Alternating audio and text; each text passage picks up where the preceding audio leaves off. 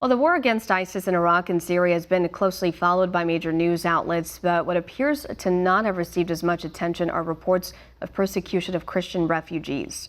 One America's John Hines has more from Washington.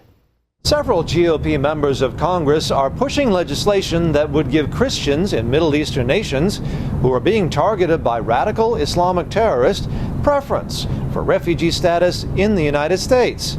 The author of the legislation, California Congressman Dana Rohrabacher, says it's a matter of saving Christian lives. We are announcing that we are delivering to the Judiciary Committee signatures and petitions of 50,000 people who are requesting that this Congress and that committee, the Judiciary Committee, pass through a bill that will save Christians that are being targeted for genocide in the Middle East.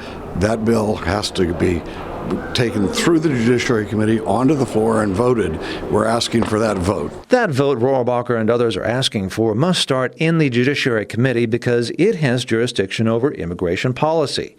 Rohrabacher's bill would put Christians at the head of the list for refugee status in the U.S., a status which Texas Congressman Ted Poe says is vital for their survival.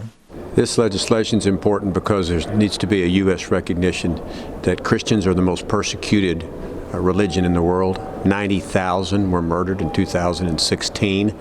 Iraq, ISIS and Al-Qaeda both are doing everything they can to destroy any semblance of Christianity in Iraq and Syria. And destroying any semblance of Christianity should not be tolerated by a Christian nation, says Iowa Congressman Steve King. Here in the United States, where we are a Christian nation that was founded on Christian values by Christian founding fathers, and we cannot be turning our back on Christians who are being slaughtered in the Middle East. Motivating a Christian nation to not turn its back is what California resident Craig Huey has tried to do by circulating among church groups his petition, which is growing by some 8,000 signatures daily. We started a viral campaign on Facebook and with some emails, and we have found across the United States people just compassionate, wanting to help the Christians being killed and slaughtered in the Middle East.